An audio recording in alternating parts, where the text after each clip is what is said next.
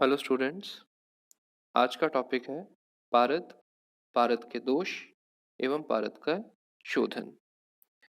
पारद आयुर्वेद की या कहें रस शास्त्र की एक बहुत ही महत्वपूर्ण औषध है और इसी के एक पर्याय रस से इस पूरे शास्त्र का नाम रखा गया है, जिसे हम रस शास्त्र के नाम से जानते हैं। इसीलिए हम इस पूरे टॉपिक को पढ़ेंगे, जिसमें कि पारद के क्या गुण हैं, क्या प्रॉपर्टीज हैं, उसमें कौन कौन से दोष होते हैं और उनका शोधन किस प्रकार किया जाता है।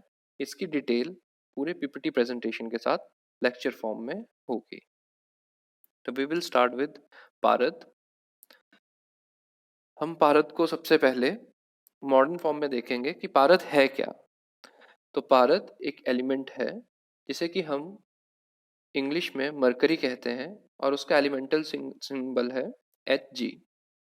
पारद का एटॉमिक नंबर 80 है, atomic weight 200.59, melting point -38.83 degree centigrade. इसका मतलब कि ये रूम टेम्परेचर में लिक्विड फॉर्म पे रहता है। बॉइलिंग पॉइंट 356.7 डिग्री सेंटीग्रेड और ये हाईली डेंस मटेरियल है, जिसकी डेंसिटी 13.534 ग्राम पर सेंटीमीटर क्यूब है। ये तो हो गया इसका मॉडर्न पार्ट। लेकिन आयुर्वेद में इसका वर्णन इतिहासकारों ने कुछ अलग रूप में किया है। So we go with the history of पारद। तो सबसे पहले पारद का वर्णन जो हमें मिलता है वो मधुसूदन ने एक नाटक की कल्पना की थी, जिसका नाम था इंद्र विजय नाटक। उसमें सूत विमान के बारे में बताया गया, जो कि पारद को एज अ फ्यूल यूज करता था इन विमाना। उसके बाद जो इसका वर्णन मिला है वो मिला यज्ञवल्क्य स्मृति में, जिसमें कि स्वर्ण बनाने के लिए पारद का प्रयोग किया जाता था। कौटिल्य शास्त्र में भी इसका उल्लेख मिला है, जिसपे के 34th चैप्टर में स्वर्ण निर्माण के लिए पारद की उपयोगिता बताई गई है। अगर हम आयुर्वेद में देखें और थेरेप्यूटिक यूज में देखें तो चरक संहिता में कुष्ठ चिकित्सा में इसका वर्णन मिलता है, जिसमें कि गंधक और माक्षिक के साथ साथ पारद का भी वर्णन किया गया है। सुश्रुत संहिता में चिकित्सा 25वां चैप्टर, जहां लेपनार्थ पारद का प्रयोग बताया गया है। और अष्टांग हृदय में उत्तर तंत्र के 32nd चैप्टर एंड 39 चैप्टर में पारद का वर्णन मिलता है। तो ये संक्षेप में पारद की एक हिस्ट्री है कि पारद को एज अ रेफरेंस कहाँ कहाँ बताया गया है, चाहे वो एल्केमी के लिए प्रयोग किया गया हो, चाहे फिर वो थेरेप्यूटिक यूज के लिए बताया गया हो। तो नेक्स्ट पॉइंट है source and it's different name of पारद। कि पारद का सोर्स क्या है, हमें पारद कहाँ से मिलता है और ये अलग इस पारद के क्या क्या अलग नाम है और किन बेसिस पे वो नाम रखे गए हैं। इन दोनों टॉपिक्स को हम सिंगल स्लाइड में ही कवर करेंगे। तो पहले डिस्कस करते हैं हम सोर्सेज। सोर्सेज का मतलब है कि हमें ये पारद कहाँ कहाँ मिलता है और कैसे मिलता है। तो सबसे ज़्यादा मुख्यतः पारद जो है वो वॉल्केनिक इरप्शंस जहाँ पे होते हैं, जहाँ पे अलाइव ज्वालामुखी हों जो अभी भी फूटते हैं, उनके आसपास जो लावा इकट्ठा होता है या उनके आसपास जो पिट्स होते हैं, वहाँ पे हमें ये फ्री फॉर्म में या वॉल्केनिक इरप्शंस के एरियाज में मिल जाता है। Second is native form. Native form का मतलब है कि फ्री फ्रॉम अदर इम्प्योरिटीज, या फिर ये अपने ही फॉर्म में गिरा वहाँ पे किसी एक माइन में इकट्ठा हुआ हो, किसी और फॉर्म में ना हो, किसी और के साथ केमिकली बाउंड ना हो। सिर्फ फिजिकल, अगर किसी और खनिज के साथ मिला भी है तो फिजिकली बाउंड हो, केमिकली बाउंड ना हो। तो नेटिव फॉर्म में भी बहुत सारे माइंस में हमें मरकरी मिलता है। और फॉर्म जिसके बारे में हम जानते हैं सिनाबार, जिसे हम हिंगुल कहते हैं, उसमें सबसे ज़्यादा पारद मिलता है, जो कि 65 से 70% तक हमें पारद प्रोवाइड करवाता है। सेकेंड इज कोरल, और जिसे कहा है प्रवालाभ हिंगुल। इसमें 2% हिंगुल फॉर्म में जो है हमें पारद मिलता है। अगला है ब्रिक ओर, या जिसे हम आयुर्वेद में कहते हैं गिरी सिंदूर। इसमें भी 68% तक जो है हमें पारद मिलता है। ये रेड ऑक्साइड ऑफ मरकरी भी कहलाता है। एक और मुख्य ओर है, उसका नाम है कैलोमल। कैलोमल जो है वो chlorine form of chlorine, chemically bounded chlorine form जो है वो मरकरी की है कैलोमल। इसी तरह बाकी भी हैं, लेकिन हम मुख्यतः इन्हीं 4 या 5 को याद करेंगे, जिसमें कि सिनाबार है, कोरल है, ब्रिक ओर है और कैलोमल है।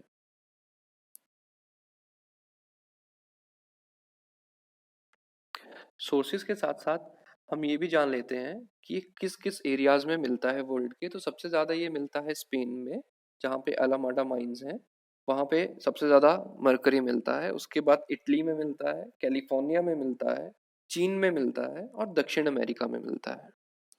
तो ये सब जानने के बाद अब हम चलेंगे इनके पर्याय के ऊपर। भारत के पर्याय बहुत इंपॉर्टेंट है, क्योंकि इनका वर्णन जो है, हर एक पर्याय का वर्णन उसके एक प्रॉपर्टी के आधार पर किया गया है।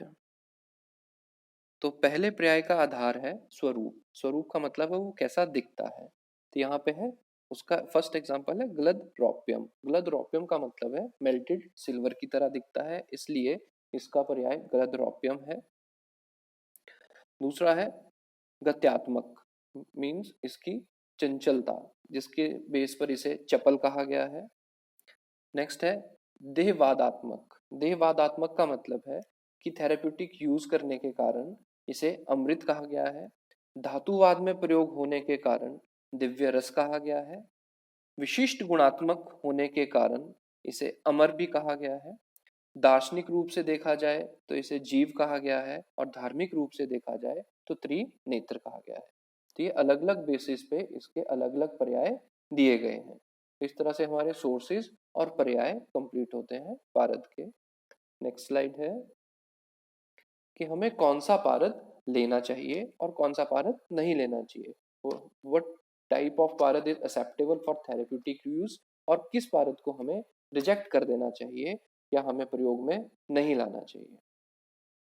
तो यहाँ पे एक्सेप्टेबल क्वालिटी ऑफ पारद बताते हुए कहा है, अंता सुनीलो बहिर्उज्ज्वला यो मध्याय सूर्य प्रतिमम प्रकाशा।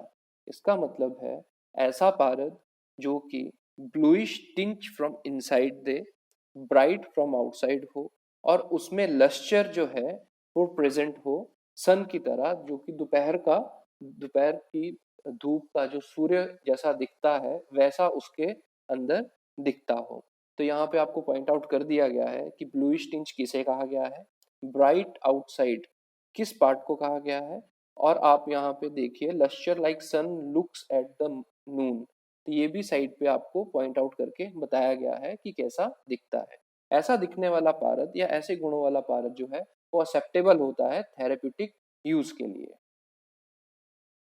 वहीं दूसरी तरफ आपको ये बताया गया है कि कौन सा पारद अग्राह्य है। तो इसके लिए कहा गया है धूम्र परिपांडुरश्च चित्रो ना योज्यो रस कर्म सिद्ध्यश्च। जो पारद स्मोकी दिखे, ग्रेइश कलर हो, डल वाइट कलर हो, या जिसपे बहुत सारे कलर्स दिख रहे हो, जैसे कि आपको अभी इस फोटो में साथ में पॉइंट आउट करके बताया गया है, वैसे दिख रहे हो, तो उस पारद को थेरेप्यूटिक यूज के लिए हमें नहीं लेना चाहिए, वो अग्राह्य पारद है। Next part is varieties of पारद या पारद के भेद। इन भेदों का आधार जो है वो रंग को लेकर किया गया है। अलग अलग तरह के पारद रंग के बेस पर डिफ्रेंशिएट किए गए हैं। तो यहाँ पे पहला है रस, दूसरा है रसेंद्र, तीसरा सूत, चौथा पारद और पांचवा मिश्रक। तो इस तरह से 5 इसकी वेराइटीज बताई गई हैं, रस, रसेंद्र, सूद, पारद, मिश्रक। इसका रस का कलर है रक्त वर्ण लाल रंग का, रसेंद्र श्याम वर्ण, सूत इशित पीत वर्ण, पारद श्वेत वर्ण और मिश्रक मयूर चंद्रिका वर्ण। मयूर चंद्रिका वर्ण का अर्थ है जैसे कि मोर के गले के कलर होता है या उसकी चंद्रिका कलर होता है, वैसा होना। अब इसमें से जो रस और रसेंद्र है ये दोनों ही फ्री फ्रॉम इम्प्यूरिटीज होते हैं, जबकि रेस्ट ऑफ 3 सूत, पारद और मिश्रक इन तीनों में इम्प्यूरिटीज प्रेजेंट होती हैं। रस और रसेंद्र का प्रयोग, थेरेप्यूटिक प्रयोग जो है वो रसायन बनाने में या रसायन के तौर पर किया जाता है, जबकि सूत का प्रयोग देह सिद्धि और लोह सिद्धि, थेरेप्यूटिक यूज एंड धातुवाद दोनों में किया जाएगा। पारद का प्रयोग जो है वो सर्व रोग हर है, और मिश्रक का प्रयोग जो है वो सर्व सिद्धि कर है। ये सभी कार्यों को करने में वो हेल्प कर सकता है। आफ्टर शोधन, क्योंकि जिनमें भी इम्प्यूरिटीज हैं उन सबका शोधन किया जाएगा, उसी के बाद जो है उनके यूजेस के लिए उन्हें उस पारद को यूज किया जा सकता है। So we will move to our next slide. ये है पारद दोष। तो पारद के 3 मेन दोष बताए गए हैं। पहला है नैसर्गिक दोष, दूसरा है यौगिक दोष और तीसरा है औपाधिक दोष। नैसर्गिक दोष का मतलब है ऐसे दोष जो नेचुरल मेथड से या नेचुरल एनवायरनमेंट के कारण पारद में आते हैं और जिन्हें हम नेचुरल इम्प्यूरिटीज कह सकते हैं। यौगिक दोष जो किसी के द्वारा मिलाए जाएं या कोई भी फिजिकल इम्प्यूरिटी जो मिलाई जाए उसे कहेंगे यौगिक दोष। औपाधिक दोष आर द केमिकल इम्प्यूरिटीज, ऐसी इम्प्यूरिटीज जो एनवायरमेंटल फैक्टर के कारण, ऑक्सीडेशन होने के कारण या किसी और केमिकल प्रोसेस होने के कारण पारद में आई है, उसे हम कहेंगे औपाधिक दोषा ऑफ पारदा। तो इस तरह से हमने देखा कि पारद के 3 मेन दोष हैं, नैसर्गिक दोष, यौगिक दोष, औपाधिक दोष। नैसर्गिक आर नेचुरल इम्प्यूरिटीज, यौगिक आर फिजिकल इम्प्यूरिटीज एंड औपाधिक आर केमिकल इम्प्यूरिटीज। तो हमारी नेक्स्ट स्लाइड है अबाउट द नैसर्गिक दोषा।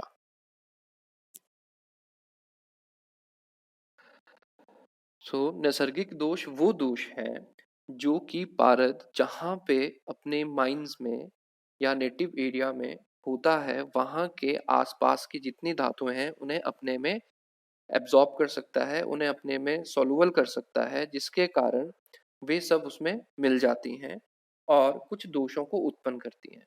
यदि हम इन दोषों से युक्त पारद को थेरेप्यूटिकली यूज कर लें तो उससे 3 तरह के दोष उत्पन्न होते हैं। उनका नाम है विष, वहिनी और मल। इनमें से विष से मिश्रित यदि पारद को प्रयोग किया है तो जिसमें हम इस पारद को प्रयोग करेंगे उसे उसका मरण होता है।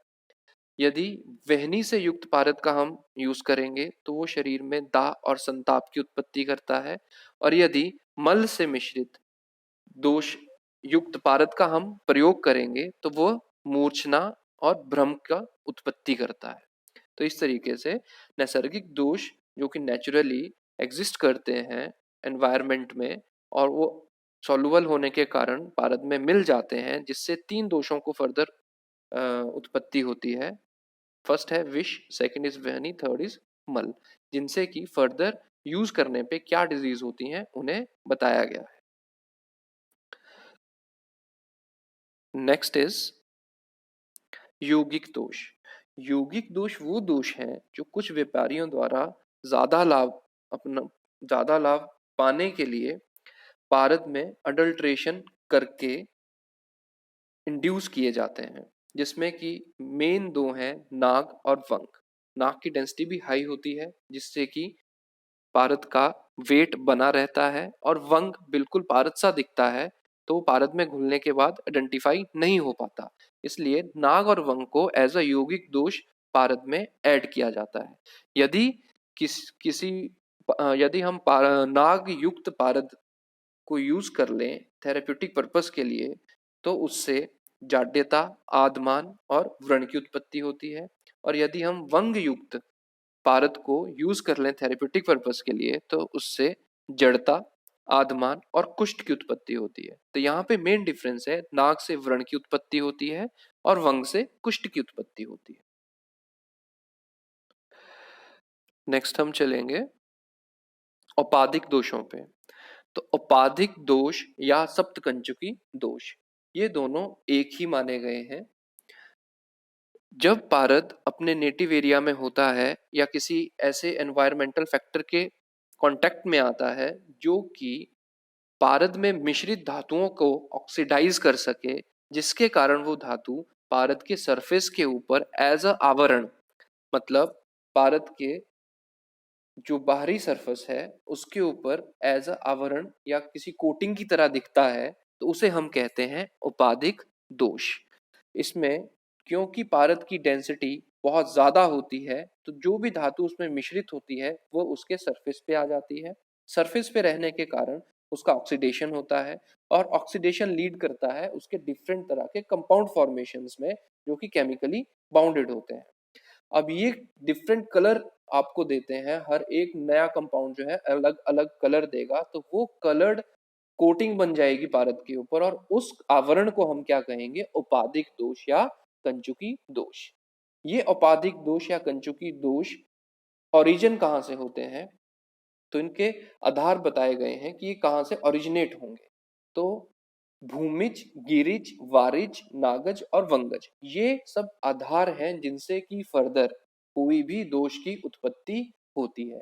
यदि हम भूमिज आधार मान के चलें तो उससे परपटी दोष की उत्पत्ति होती है, गिरिज आधार मान के चलें तो उससे पाटनी दोष की उत्पत्ति होती है, वारिज आधार है तो भेदी दोष की उत्पत्ति होती है, नागज आधार है तो द्रावी और मलकारी की उत्पत्ति होती है, वंगज आधार है तो अंधकारी और ध्वांशी दोष की उत्पत्ति होती है। इन दोषों की उत्पत्ति होने से अगर हम इन दोषों से युक्त पारद किसी व्यक्ति को दें तो उससे फर्दर डिजीज उत्पन्न होते हैं, या वो अपने सिम्टम्स को प्रेजेंट करता है। कैसे, यदि किसी को परपटी दोष से युक्त पारद दिया गया है तो कुष्ठ होगा, पाटनी दोष से युक्त दिया गया है तो जाड्यता और कुष्ठ होगा, भेदी दोष से युक्त दिया गया है तो वलित, खालित, पलित और मल भेदी होगा, द्रावी दोष से युक्त दिया गया है तो महाकुष्ठ और प्रमेय होगा, मलकारी दोष से युक्त दिया गया है तो दद्रु, गजचरम और दोष वर्धन होगा। अगर अंधकारी से युक्त दोष से पारद दिया गया है तो हॉर्सनेस ऑफ वॉइस, इसमें कर्कशता, आवाज की कर्कशता होगी। और ध्वांशी दोष के मिश्रित पारद दिया गया है तो वह ब्लाइंडनेस और मर्म छेदी होगा। ब्लाइंडनेस कर सकता है, अंधत्व कर सकता है या मर्म छेदी कर्म कर सकता है। तो इस तरह से पारद यदि किसी भी दोष से युक्त हो और वैसा दुष मिश्रित पारद का अगर हम प्रयोग करेंगे तो वो अमृत की तरह काम ना करते हुए कौन कौन से दोषों की उत्पत्ति करेगा और उससे कौन से लक्षण शरीर में उत्पन्न होंगे, उसका वर्णन हमने अभी आपको बताया है। Next is Ayurvedic pharmacology and therapeutic properties of पारद। यदि पीछे जितने भी दोष बताए गए, यदि उन सब से पारद को मुक्त कर दिया जाए, शोधन के द्वारा सब दोषों को हटा दिया जाए, तो उसके बाद पारद यूज करने पर क्या प्रॉपर्टीज दिखाएगा वो हम अब डिस्कस करेंगे। तो हम अगर इसकी फार्माकोलॉजिकल प्रॉपर्टीज की बात करें जिसमें कि रस, गुण, वीर्य, विपाक और प्रभाव आता है, तो पारद का रस षड रस होता है। गुण स्निग्ध, सर, गुरु, वीर्य उष्ण, विपाक मधुर और प्रभाव योगवाही। इसी प्रकार से अगर हम कर्म देखा जाए तो पारद योगवाही, रसायन, बल्य, वृष्य और मृत्युहर होता है। अगला है, यदि हम इसे व्याधि प्रभाव के आधार पर देखें तो कुष्ठहर, रसायन, अमृत, सर्व रोगहर और वात रोगहर बताया गया है। इसका नेक्स्ट पार्ट है पारद शोधन, रिमूवल ऑफ दोषा। तो जो भी दोष हमने डिस्कस किए जिसके कारण अगर हम पारद को किसी में थेरेप्यूटिक यूज करते हैं तो डिफरेंट टाइप ऑफ डिजीजेस होंगे, लेकिन पारद को यदि हम शोधन करने के बाद प्रयोग करते हैं तो वह अमृत के समान, या कोई भी ड्रग जो कि ऐसे डिजीज को ठीक कर सके जो नॉर्मली कास्ट औषधियों से नहीं हो सकती, उन्हें उन डिजीज को ठीक करने की क्षमता रखता है, वो है पारद। तो पारद के शोधन के लिए यहाँ पे डिस्कशन बताया गया है कि ये प्रोसेस है of removal of chemical and physical impurities both. इस प्रोसेस के द्वारा हम पारद की chemical as well as physical impurities को रिमूव कर देते हैं। ये शोधन दो प्रकार का होता है, एक है सामान्य शोधन और दूसरा है विशेष शोधन। यदि हम पारद का सामान्य शोधन करने के बाद प्रयोग करते हैं तो हम कहेंगे कि वो रोगनाशक प्रवृत्ति अपने में डेवलप करता है, मतलब थेरेप्यूटिक पर्पस के लिए हम उसे यूज कर सकते हैं। लेकिन यदि हमें पारद से रसायन कर्म चाहिए तो हमें पारद का विशेष शोधन करना पड़ेगा, और रसायन कर्म का मतलब है फॉर पर्पस ऑफ रिजुविनेशन। तो यहाँ पे हम पारद के दो तरह से शोधन करेंगे, एक है सामान्य, दूसरा है विशेष। सामान्य शोधन करने के बाद हम पारद का इंटरनल एडमिनिस्ट्रेशन कर सकते हैं और थेरेप्यूटिकली यूज उसे कर सकते हैं, और विशेष शोधन करने के पश्चात हम उसमें रसायन कर्म या रिजुविनेशन के लिए प्रयोग कर सकते हैं। नेक्स्ट है पारद का सामान्य शोधन कैसे किया जाए। यदि पारद का सामान्य शोधन करना हो तो उसके लिए हमें सबसे पहले तीन चीजें चाहिए। एक है सुधा चूर्ण जिसे हम लाइमस्टोन कहते हैं, लहसुन और सेंधा नमक। पारद का सामान्य शोधन 5 प्रकार से किया जाता है, लेकिन हम यहाँ पे सिर्फ एक सबसे कॉमनली यूज होने वाला मेथड डिस्क्राइब करेंगे। तो सामान्य शोधन करते हुए पारद का शोधन जब हमें करना है तो उसमें सुधा चूर्ण पारद के बराबर लेना है। जितना हमारा पारद हो, यदि 1 किलो हमारा पारद है तो सुधा चूर्ण भी हमें 1 kg ही लेना है और उसे खरल में डालकर ट्राइचुरेट करना है। जब ये ट्राइचुरेशन 3 दिन तक कर ली जाएगी तो उसके पश्चात इस पाउडर में से पारद को डबल लेयर्ड क्लोथ के थ्रू फिल्टर करके निकाल लिया जाता है। इस फिल्टर्ड पारद